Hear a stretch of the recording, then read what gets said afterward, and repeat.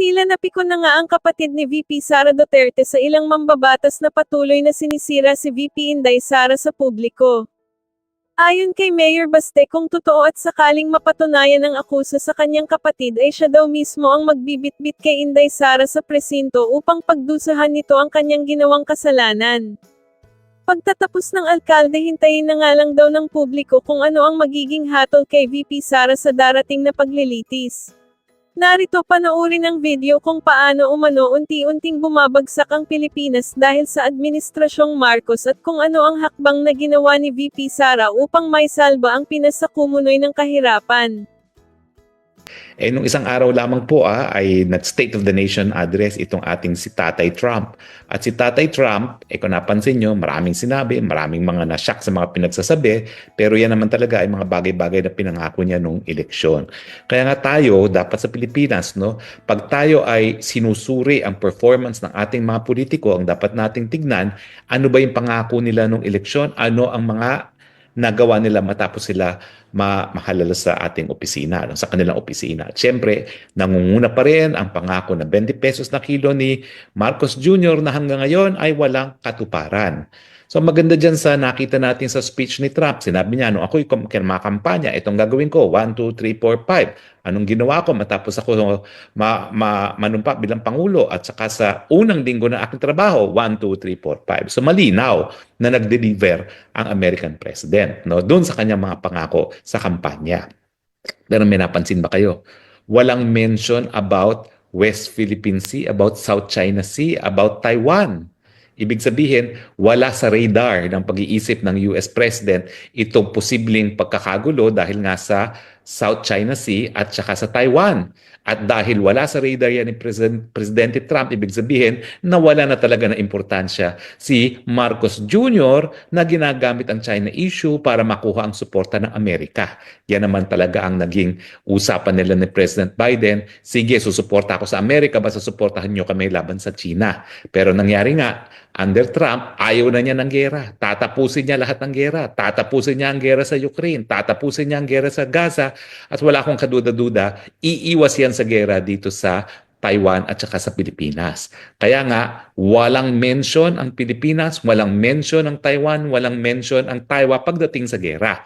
Ang mention sa China, syempre, tungkol dun sa taripa, pero ang taripa naman, hindi lang naman laban sa China yan, laban yan sa Canada, laban yan sa Mexico at laban yan sa Europa, no? Kasi sinasabi nga ni Trump, pinagsasamantalahan ng mga bansa ng daigdig ang Amerika dahil ang bababa ng taripa ng Amerika para sa kanilang mga produkto, ang tataas naman ng taripa pagdating sa pagpasok ng mga produktong Amerikano sa kanilang mga bayan-bayan. Ang punto ko lang naman, dapat matuto mga Pilipino, mga butante, na kapag ang isang kandidato ay nangako sa isang eleksyon, bantayan natin kung yung pangako pa ay nabigyan ng katuparan at isa sa forum para sagutin yan kung talagang nabigyan nilang katuparan pangako nila ay yung State of the Nation address. Makikita nyo sa Amerika, walang bonggahang mga damit na sinusuot dyan. Walang usapan tungkol sa fashion. Ang inaantay talaga yung mensahe. At saka ang mga suot ng mga kongresista dyan, normal lamang, walang espesyal na suot dyan. Tayo mga naka-long dresses, sila lahat pang trabaho lang. Kasi nga importante dyan, yung mensahe at hindi yung suot na mga dumadalo sa State of the Nation address. Pero ngayon, ang pag-usapan natin ay itong latest survey. Bago itong company neto, wala akong masyadong alam dito sa company neto, pero tingin ko naman ay napapansin nyo rin itong WRM. Anong noteworthy dito sa WRM survey? Abay, napakataas pa rin ni Inday Sara bilang ang most favored na iboboto ng ating mga taong bayan kung ngayon ang eleksyon para sa presidente. Halos 10% ang kanyang agwat sa pinakamalapit niyang katunggali na si Raffy Tulfo. 29% ng mga Pilipino ay boboto kay Inday Sara kung presidente, kung merong eleksyon para sa presidente ngayon. 19% lamang ang boboto kay Raffy Tulfo, Leni Robredo 12% at Grace Poe 4%. Manny Pacquiao 3%. Ibig sabihin, pagkatapos ang lahat ng putik na binato nila kay Inday Sara, nakatayo pa rin si Inday Sara at siya pa rin ang pinaka napupusuan ng ating mga kababayan para maging susunod na presidente. Ang tanong, kinakailangan pa ba tayo mag-antay hanggang 2028? Yan ang aabangan natin. Pagdating sa mga issue na nais na makita ng mga butante sa mga tumatakbo sa Senado, naku, nakakataba ng puso dahil bilang nagsulong ng universal healthcare, talagang ang pangunahing gusto na makita ng ating mga butante, ibalik ang subsidiya sa PhilHealth. Kasi kaya naman natin isinibata sa universal healthcare law na yan para nga wala nang Pilipinong mamatay na dahil lamang sa kahirapan. Papasalamat tayo muli sa Korte Suprema dahil yung mga tanong ng ating Korte Suprema doon sa bakit ginagastos ang PhilHealth sa mga infrastrukturang proyekto na lalong-lalo na mga infrastructure projects na meron ng pondo. Di ba? Yung isang pondo na meron na palang pondo galing sa Korean agency, no? Bakit linagyan pa ng pondo galing sa PhilHealth? Nandiyan din yung tanong na, ano ka ba, abogado ka ba ng PhilHealth o ikaw ba ay taga-COA? At syempre, yung isang warning ng isang justice na baka kinakailangan magkaroon ng reorganization na sa board of directors ng PhilHealth. Matagal ko na po sinasabi yan na dapat talaga baguhin na lahat ng komposisyon ng PhilHealth at maglagay talaga dyan ng mga nakakaintindi kung ano talaga ang nais mangyari ng batas na Universal Healthcare Law. Yan po ay magbigay ng libreng gamot at libreng paggamot. Hindi po yan insurance scheme. Hindi po tayo aasa sa kontribusyon para makabigay ng mga benepisyo sa taong bayan. Kung hindi, talagang tutustusan natin yan ng pera ng taong bayan. Dahil gaya nga sabi ni Justice Ami Javier, talaga naman pong health is non-negotiable. Yan po talaga ay obligasyon ng Estado na gawin ang lahat para magkaroon ng mabuting kalusugan ang ating mga kababayan. Bukod pa rito, ang survey nagpapakita na ito po 43% ng ating mga butante ay tutul sa pagtanggal sa pwesto ni Inday Sara Duterte at only 25% ang nagsasabi na sila'y sumusuporta. Yung balanse, siyempre, wala pang posisyon. So nakikita natin na mayorya pa rin dun sa nakakaalam ng enough dun sa issue ay nagsasabi halos kalahati tutol sila sa pagtanggal kay Inday Sara Duterte. So ang tanong, makikinig ba ang mga politiko? No? Well, tignan natin. No? Kasi ang mga politiko naman, ang papel nila ay tagagawa ng pantaon ng budget. No?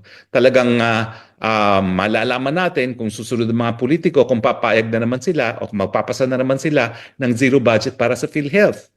Yan naman po ang problema kasi ginagawa ang pantaon ng budget matapos ng eleksyon. No? So baka mamaya mangangako na naman tapos ang gagawin nila zero na naman ng PhilHealth at patataasin nila ang kanilang budget para sa kanilang mga sarili. No?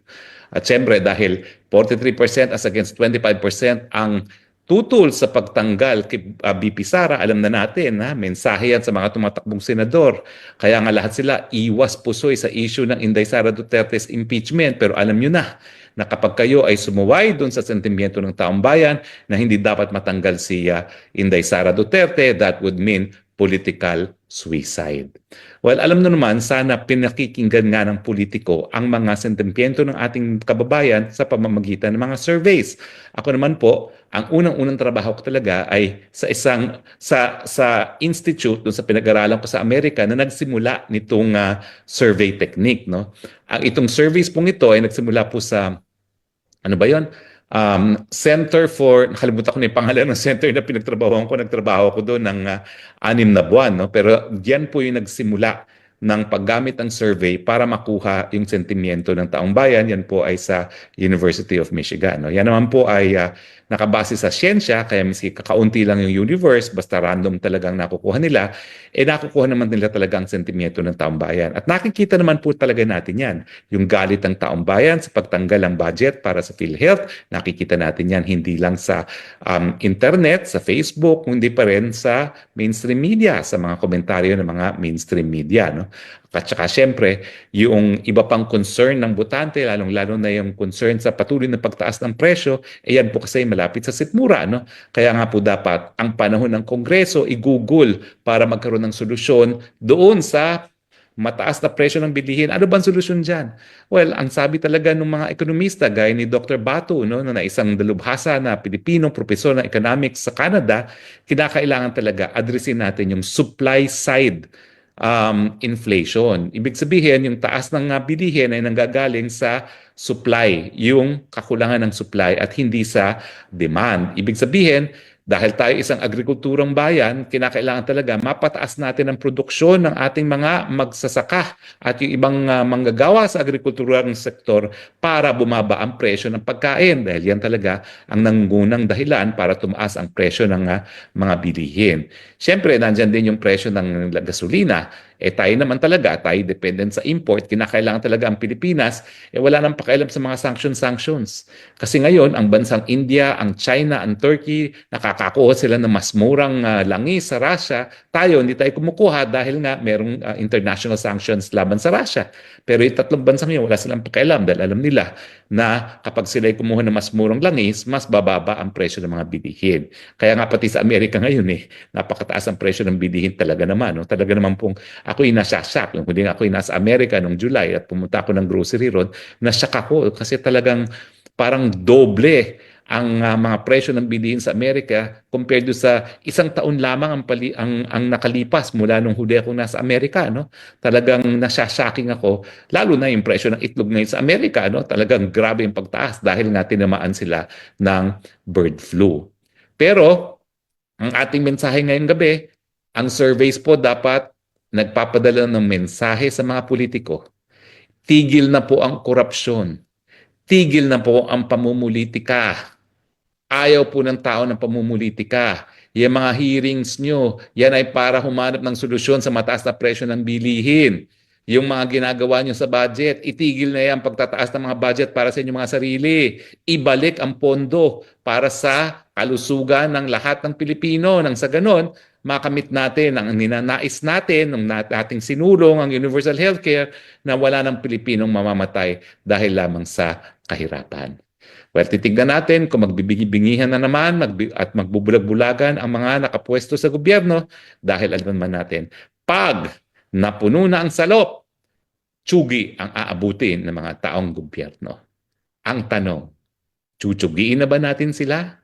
Kailan po ang makapagsasagot niya? Good news ngayong Thursday.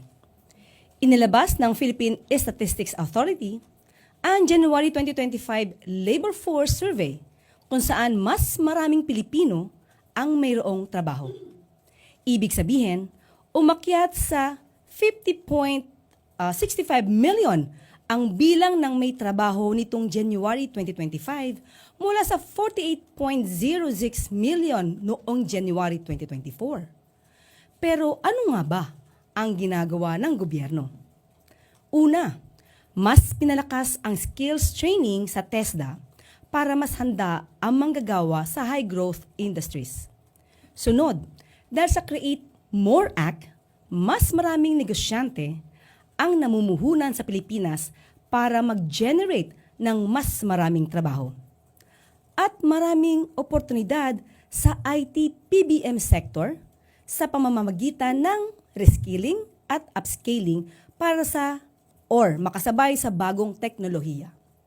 Dahil dito, mas maraming oportunidad sa trabaho at mas mataas na kalidad ng hanap buhay ang maibibigay sa mga Pilipino.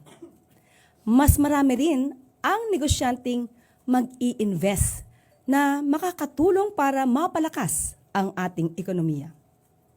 At may mas maayos na programa patungkol sa employment generation para sa mas maraming Pilipino. May magandang balita pa rin tayo kaugnay sa higher education sa bansa. Pinirmahan na ng ating mahal na Pangulo ang Republic Act No. 12124 o ang Tertiary Education Equivalency and Accreditation Program Act or ang tinatawag nating ETAP Act noong Lunes. Dahil dito, binigyan ng kapangyarihan ang Commission on Higher Education or CHED bilang lead agency na maggagawad ng equivalent college degrees sa mga working professional na hindi na kinakailangan dumaan sa tradisyonal na paraan ng pag-aaral. Sa pag-institutionalize ng ETAP program bilang batas mas mapapatatag ang standards, monitoring at implementasyon ng ETIAP program sa buong bansa. At isa pang magandang balita, noong March 4, ipiniresenta sa Pangulo ang EDCOM 2 Year 2 Report. Kabilang sa mga natukoy na hamon sa early childhood development and learning ay ang limitadong access sa early childhood care development centers. Nabanggit dito na may 229 low-income class na mga local government units ang nananatiling walang child development center. Dagdag pa rito, nabanggit din na kakailanganin ng 700 milyong funding requirement para suportahan ang pagpapatayo ng CDC sa mga nasabing low-income LGU. Upang mapabilis na matugunan ang pangangailangan para sa child development centers ng 229 identified low-income LGUs, inutusan ni Pangulong Bongbong Marcos ang Department of Budget and Management o DBM na maglaan ng pondo para dito. Alinsunod sa direktiba ng Pangulo, inaprubahan ng DBM ang paglalaan ng 700 milyong peso allocation mula sa fiscal year 2025 Local Government Support Fund upang mabigyan ang 229 low-income LGUs ng kinakailangang pondo para mapabilis ang pagpapagawa ng basic child service facilities. Nakipag-ugnayan po ang DBM sa Department of Education, Department of Interior and Local Government, at Department of Health para matiyak na maipapatupad ang direktiba ng Pangulo. Ngayon po ay handa na po tayo tumugon sa inyong mga katanungan. First question, Alvin Baltazar, Radyo Pilipinas. Undersecretary, magandang umaga po. Good morning. Since napag-uusapan natin yung tungkol sa labor, nabanggit nyo kanina may mga investors pa na pwedeng pumasok. Meron po tayong figures kung ilan yung mga paparating pang mga investment na darating sa bansa. Ibibigay ko po sa inyo yan kapag ka po nasa akin na po ang papel at hihingin ko po kaagad-agad para po maibigay natin kung ang mga figures na itong ating kinakailangan maipakita tungkol sa mga investors na pumasok at papasok. Yung sa kahapon, nagpresenta yung Clark Development Corporation. Nag-announce sila ng more than 2,000 job openings. Yes po. Kung di ako nagkakamali, noong November 2024, yung unemployment rate natin ay nasa 3.6%. Dahil sa mga job openings na yon at paparating pang mga investment, do we expect na mas bababa pa yung unemployment rate sa Pilipinas? Yes po. Katulad po na ating binanggit ngayon, tumaas po siya. Ang employment rate po natin ay tumaas kumpara po sa nakaraang taon. So, syempre po, kasama na rin po yung mga seasonal workers po dyan. Pero yun nga po ang good news natin, tumataas po ang ating employment rate. Thank you po, sir. Thank you. Rachel Bayan, Radyo Pilipinas. Good morning po, Yusek. On the Republic Act 12124, sino po kaya yung pinaka magbe-benefit doon sa law and how will that law further advance the economy po? Yes. Actually po, dahil nga po, di ba, mas kailangan po talaga ng mga workers. Mas pinagmamalaki po nila kapag sila po may diploma. So ito po yung tugon. Dahil yung mga ibang kababayan po natin, hindi man po ito nakapagtapos ng kolehiyo, pero yung experience po nila ay talagang masasabi nating eksperto sila sa kanilang larangan. Dito po papasok yung ETIAP law. Ito naman po ay nagaganap na sa ibang mga kolehiyo. Pero since in-institutionalize na po natin, mas mapapatatag po natin kung ano pa yung mga guidelines, mga standards, paano natin ito ma-monitor. So ang magbe-benepisyo po rito ay yung mga high school graduates, yung mga hindi po nakapagtapos ng kolehiyo, pero may mga experience na po sa larangan ng kanilang trabaho. Before we move on, do you have more questions on ETIAP, child development here, and labor force? Other issues? Ana Bajo, GMA News Online. Morning, ma'am. Morning. May we just get confirmation on the reported resignation of the ICT Secretary Ivan Uy? Actually, kagabi ko pa po yan itinatanong, pero as of the moment, wala pa po tayong update. Kung siya man po ay nag-resign, kung meron pong letter, siyang ipinadala na po, kailangan pa po itong ma-accept ng ating Pangulo. So far, wala pa po tayong update.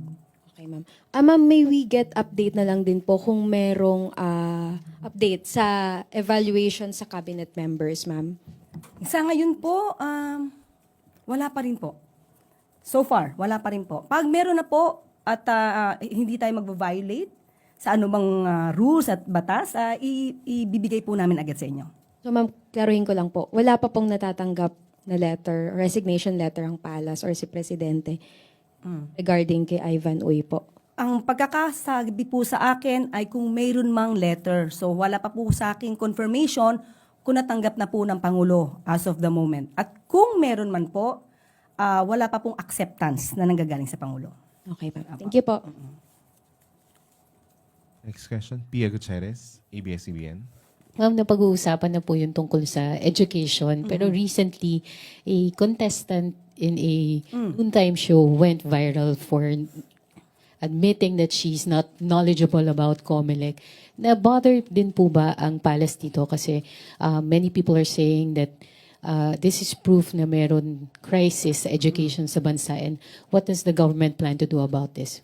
Alam, sa ating pagkakatingin dito, siguro ang pagkukulang ng isang tao, hindi naman ito agad-agad magre-reflect ng kakulangan ng ginagawa ng pamahalaan para maiangat ang level ng ating edukasyon. Kung may pagkakamali o pagkukulang ang isa, ay maaari naman niyang i-level up yung kanyang sarili, lalo-lalo na marami na po tayo mapag-aaralan through internet, using Google search, and lahat ng mga maaari nating i-search through using the computer system. Hindi po nababahala ang ating Pangulo dahil sa atin po, sa panahon po ngayon, lahat po ng paraan ay ginagawa po natin para maiangat po ang level ng ating edukasyon. Ang isa nga po rito ay ang ating binanggit kanina, na dahil po malamang ang isa sa mga dahilan kung bakit meron tayong record na medyo mahina sa math at sa reading comprehension. Kaya po ang suggestion nga po dito sa EDCOM 2 ay maiangat muna natin yung foundational years ng mga bata. Kaya po naglaan na po ng pondo ang Pangulo para po magkaroon na po ng mga centers, no, para sa mga kabataan, lalo na po sa foundational years. Kaya po yan yung pinaglalaanan ngayon ng pondo ng Pangulo. Follow up lang po, ma'am. Do you think that there's a need for our education system to adjust din po at to be able to foster more social awareness lalo na sa ating mga kabataan? Kung di ako nagkakamali, meron na po talagang mga curriculum sa ibang mga high school, lalo na po sa mga social studies, yung araling panlipunan. Ito naman po talaga ay itinuturo, lalo na po yung patungkol sa pamahalaan. Sabi nga natin, kung meron man pagkukulang siguro, malamang ay, ito na po rin ay dapat manggaling din sa mga estudyante, sa mga bata, na nandun din po yung kanilang pagsisikap. Pero kung ano man po ang maitutulong pa rin ng pamahalaan para iangat pa rin ang edukasyon, ang level ng edukasyon, gagawin pa rin po natin yan. Jinky Baticados, IBC 13. Hi, Yusek. Yusek, dahil napapag-usapan po natin yung edukasyon, no? Tatanungin ko lang kung ano yung nagiging stand ngayon ng Palas. Matagal na kasing ulat tong K-12 po. May sinasabi na ibabalik na lang kasi hindi naman po siya nakakatulong. Pero kung merong krisis na ganito, ano yung magiging stand ng Palas on this particular issue?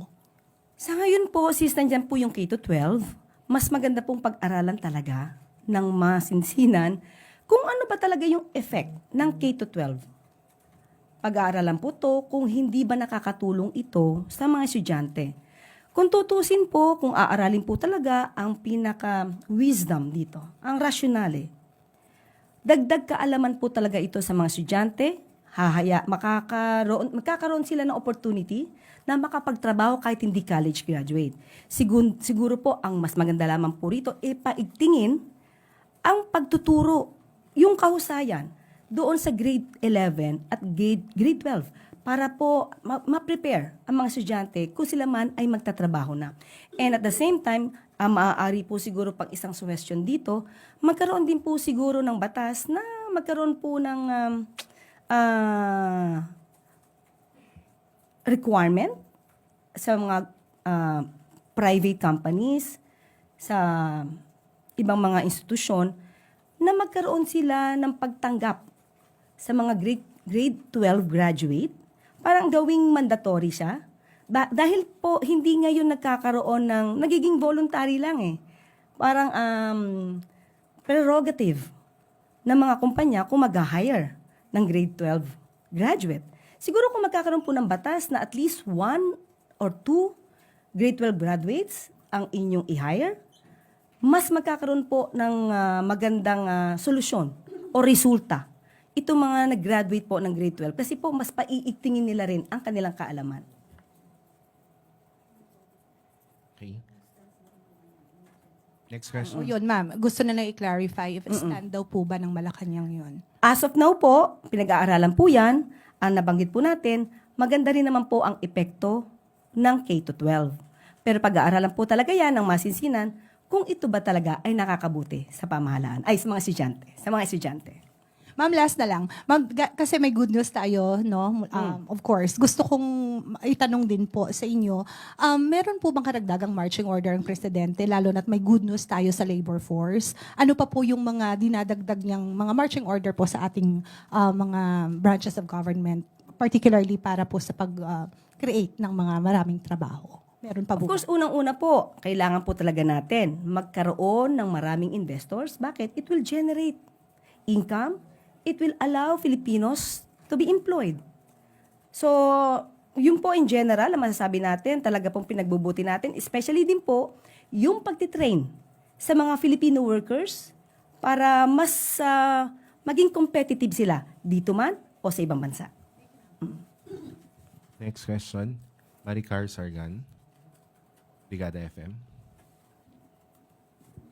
Ma'am, good morning. Si Senate President Escudero, binanggit niya po na aside from Pogo ban, bukas po ba yung palasyo regarding naman sa Pigo ban or Philippine Inland Gaming? Kasi ang binabanggit niya po ay mas biktima daw po yung mga Pilipino dito sa online o sa local online gambling. Bukas po ba yung palasyo na i-ban din po yung Pigo? Okay, as of now, napag-aralan po, well, anyway, continuing study po, ang ginagawa natin patungkol po sa Pigo. Okay, pinagkumpara po ngayon kung ano yung nangyari sa Pogo at saka sa Pigo. Sa Pogo, kaya po siya na-ban, total ban, dahil marami pong nangyayaring krimen because of the Pogo. Pero as of now, lumalabas po sa pag-aaral ay hindi po ito nagkikreate o nakakagawa ng krimen. Hindi siya nagiging cause or hindi siya yung nagiging dahilan, yung Pigo, para magkagawa ng krimen. Siguro kung meron po mga statistics or data, mas maganda pong ipasa po sa amin yan para makonsider po yan kung kinakailangang i-ban din po ang Pigo.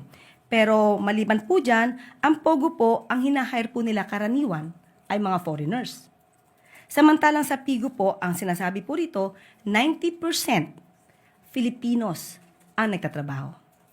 And, yung Pogo po, kapag sila nag-a-advertise, labas po ang pera.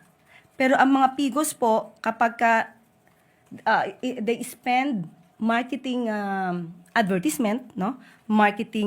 Yung marketing money in the Philippines, pasok po yan sa Pilipinas. And yung Pogo po, mapapansin natin, hindi po siya, nagkaroon man ng magandang pagbabayad ng tax, pero hindi po lahat. Dahil sabi nga natin, kapag kami binigyan ng isang license, minsan nakakaroon ng sub-licensees. Yung 10 na yun, hindi nagbabayad ng tax. So, nananakawan po ang Pilipinas ng mga Pogo. Samantalang sa Pigo po, nagbibigay rin po siya ng napakalaking tax sa atin. Well, anyway, kung mangyayari ulit, yung nangyari sa Pogo, dito sa Pigo, hindi po mag-aatubili ang Pangulo na magkaroon din po ng total ban sa Pigo. Pero syempre, kailanganin po natin ng data patungkol dito. And another po, ma'am, recently may binanggit po si Mayor Baste Duterte na parang lenient daw po ang Marcos administration towards criminal, kaya parang hindi raw po natatakot ngayon yung mga criminals na gumawa ng mga criminal activity. And binanggit niya rin na parang encouraging daw po na nakikita ng mga criminal na hindi stricto yung presidente pagdating sa peace and order. Reaction po ng Palace. Ang tanong natin, saan niya ba nakuha ang mga data, yung mga facts na binabanggit niya, na lenient ang bagong pamahalaan o ang kasalukuyang administrasyon patungkol sa paggawa ng krimen. Sinabi na po natin ito. Panahon po ni dating Pangulong Duterte, mas mataas po ang crime rate kung ikukumpara po sa panahon ng kasalukuyang administrasyon. Yan po ay base sa statistics. Siguro po bago po magbintang at magparatang, si Mayor Baste patungkol sa di umanong leniency ng Pangulo ng kasalukuyang administrasyon patungkol sa pagsasagawa ng krimen. Tignan niya po muna at araling mabuti, makipag-usap sa mga abogado para malaman kung ano ang totoong records. Mas mataas po ang crime rate sa panahon ng kanyang ama. Next question, Ann Soberano, Bombo Radyo.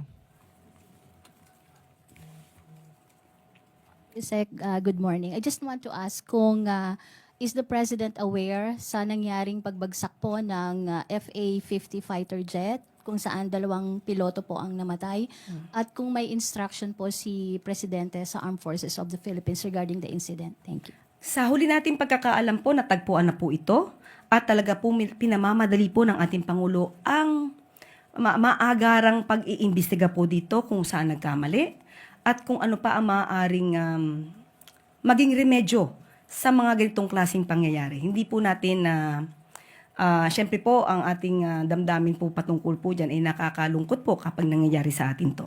So maagaran pong pag-iimbestigasyon din po ang inutos po ng ating Pangulo dyan. Eden Santos, Net 25. Good morning, good afternoon na ba?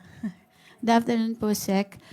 Regarding po dito sa mainit na panahon, napag-uusapan na po ba o natalakay na ng gabinete kay Pangulong Marcos kung ano po yung mga pwedeng gawing measures, hakbangin para naman po maiwasan yung kakulangan or maranasan ng mga Pilipino yung kakulangan sa supply po ng tubig sa panahon pong ito. Sa ngayon po, yung pong water supply natin, the water supply remains significant despite change in the weather condition. As of now po, wala pa pong pag-deklara kung tayo po ay nasa El Nino na. So, as of now, wala po tayong dapat alalahanin at kung meron pa po, at tayo naman po ay sanay na sa sobrang init po at tayo naman din po ay nakakaraos, of course, hindi po ito tutulugan ng gobyerno. Kung meron po talagang pagkukulang sa water supply, agad-agad din po nakikilos po ang pamahalaan. Pero syempre, sabi nga po natin, natural na po yata sa Pilipinas ang ganitong klaseng kondisyon. So, sa mga susunod pong buwan, kung sakaling mas uminit pa ang panahon, hindi naman po natin mararanasan yung mga pila-pila ng mga balde o yung water rationing na mas mahaba pa kaysa dun sa regular na pagtulo ng tubig sa mga gripo ng ating mga mamamayan. Pipilitin po natin yan. Pero as of the moment, syempre kailangan din po natin itong paghandaan. Taon-taon naman po ay kailangan paghandaan ang ganitong mga pangyayaring krisis. Thank you po. Darlene K, GMA. Morning po. Morning. How is the government preparing for possible or impending effects ng US trade war against Mexico, Canada, and China? Yan pong mga ganito pong issue ay ibinibigay po namin sa DFA kung ano man po ang maaaring tugon, especially it concerns foreign policy po. Pardilla, PTV4. Good morning po, Yusek. The President inspected the Cabagan Santa Maria Bridge po at nasabi nga po na may flaw. Ano po, moving forward, ano po yung gagawin natin sa mga ganitong proyekto para hindi na po maulit? Unang-una po, nabanggit na po ni Pangulo, binisita niya po, na nagkaroon po talaga ng problema sa design. Ang sinabi niya po, tinanong din po, kung meron bang people will be held liable on this. Ang sabi din po niya ay wag muna or hindi muna tayo magbe-blame if fix natin ang problema. Pero sa dulo, sinabi pa rin po niya na yun dapat managot. Yun po, ang unang-una po syempre gagawin ng administrasyon, imbestigahan po ito. Imbestigahan mula nang ito ay magkaroon ng design up to the time kung bakit pa ito itinuloy kung hindi na magandang i-design noong 2014. Bakit tinapos pa ito sa panahon ni dating Pangulong Duterte at sinasabi pa nilang Duterte legacy ito? Hindi lamang po dun hihinto. Kung may liability rin po ang sino man sa kasalukuyang administrasyon, dapat din po managot.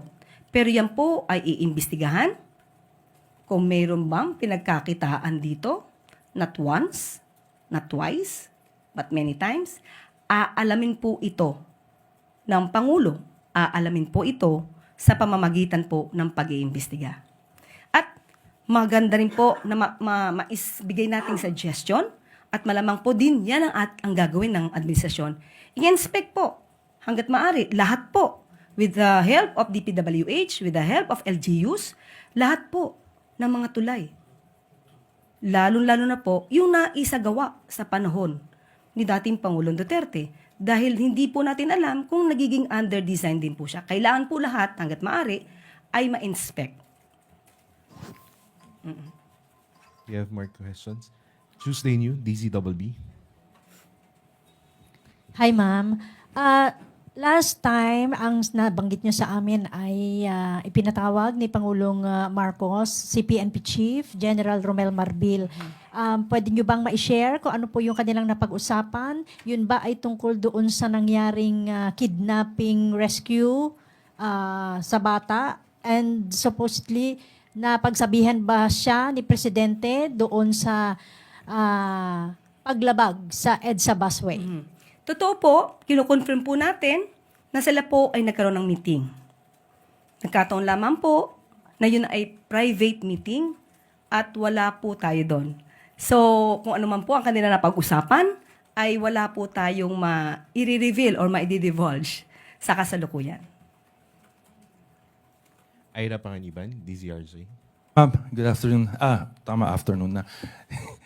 Malacanang said they will follow whatever the Supreme Court says on the PhilHealth issue. But what I'd like to know is what is the position of Malacanang regarding the setbacks that they have been receiving regarding the PhilHealth issue in the Supreme Court? Actually, later I will be having a meeting with the PhilHealth representatives so that I will be made aware of all the facts and details of this so that we can also tell to the people what really happened. So we have to explain to the Filipino people what really happened. Is it illegal? Is it legal? Is it based on the law? And then I will tell you what are the things that we will be talking this afternoon. Maybe tomorrow. Follow up lang. Yeah. Follow up lang. Yes, sir. If ever is Malacanang willing to give back the 60 billion that's being talked about in the PhilHealth issue? Whatever the Supreme Court will ask of the government to do, we will comply. Okay. Christian Yasores, DZ, Radyo 630. Good afternoon, Yusek. Maybe get lang po yung comment ng palasyo doon sa pronouncement ni Transportation Secretary Vince Dizon na plano niyang iscrap yung kontrata doon sa construction ng Unified Grand Central Station dahil sa delayed completion, dapat daw 2021 pa. Hindi po ba to conflict doon sa directive ni Pangulo sa kanya na dapat i-prioritize yung mga key infrastructure projects related to transportation? Sa kasalukuyan po ay hindi pa po namin napag-uusapan. Hindi pa po namin nasasama ito sa aming agenda sa meeting. Dalawa pong pag-uusapan natin ngayon, no? Yung nagaganap na pagdinig sa oral arguments ng kaso laban dun sa paglipat ng pondo galing sa PhilHealth at saka itong kontrobersiya na hinaharap ngayon ng bagong PCO Secretary na si Jay Ruiz. Well, unang-una po, nagagalak naman po ako sa mga tanong, lalong-lalo na ni Justice Amy Javier tungkol doon sa pondo ng PhilHealth.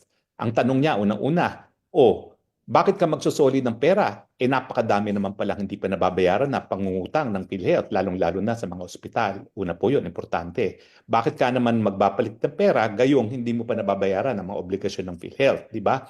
Hindi naman tama yun. Pero pangalawa, yung mga pondo na pinaglipatan ng pera galing sa PhilHealth walang kinalaman sa kalusugan dahil nakasaad nga sa ating batas na isinulong sa Kongreso na lahat talaga ng pondo ng PhilHealth dapat ilaan sa pagbaba ng contribution ng mga miyembro ng PhilHealth o di naman kaya karagdagang benepisyo ng PhilHealth.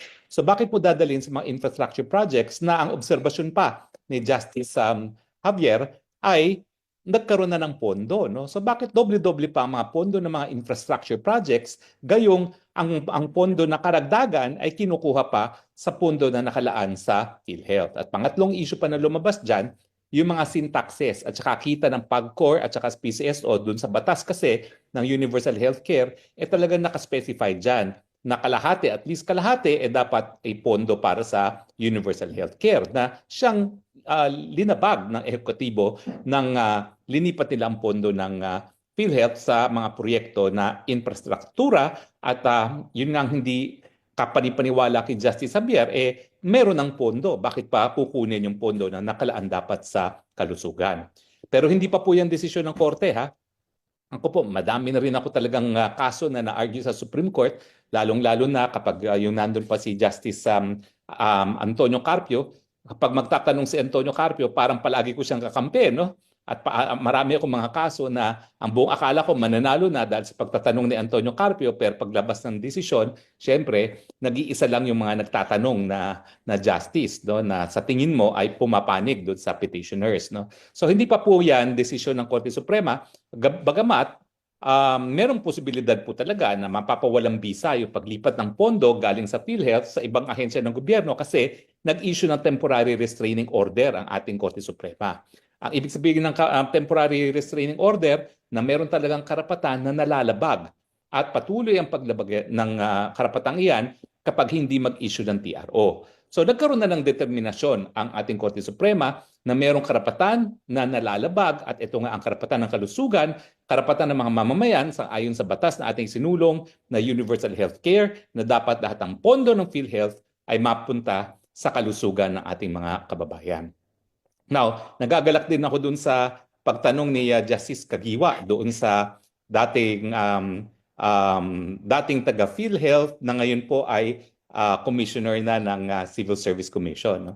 At ang sabi nga ni Justice Kagiwa ay ano ba yan? Wala bang conflict of interest yan na ikaw ngayon ay tumatayo na para kang abogado ng PhilHealth at galing ka naman talaga sa PhilHealth, gayong ikay nasa Commission on Audit. Bakit importante po yung conflict of interest na yan? Kasi yung Commission on Audit, ang siyang merong jurisdiction, primary jurisdiction, siya talagang katungkulan niya na tignan kung tama nga yung paggastos ng pondo galing sa kaban ng bayan. At syempre, yung issue kung tama ba yung paglipat ng pondo galing sa PhilHealth papunta sa ibang ahensya ng gobyerno, yan po ay isang issue na didesisyonan din ng COA. In fact, kapag nagkaroon ng kasong kriminal for malversation, no, kinakailangan may finding talaga ang COA, magkakaroon sila ng disallowance dun sa paglipat. Gayong, paano ngayon magdidesisyon ng COA kung mayroon dapat na magkaroon ng disallowance sa paglipat ng pondo ng PhilHealth kung yung isang isang commissioner ng COA mismo ay nagsasabi na walang masama dun sa ginawa ng PhilHealth. Yun po yung ibig sabihin ng conflict of interest kasi eventually, ang Commission on Audit ang unang-una magsasabi kung tama ba o mali yung paglipat na yan. No? Anyway, so maganda po ang mga pangyayari sa Korte Suprema.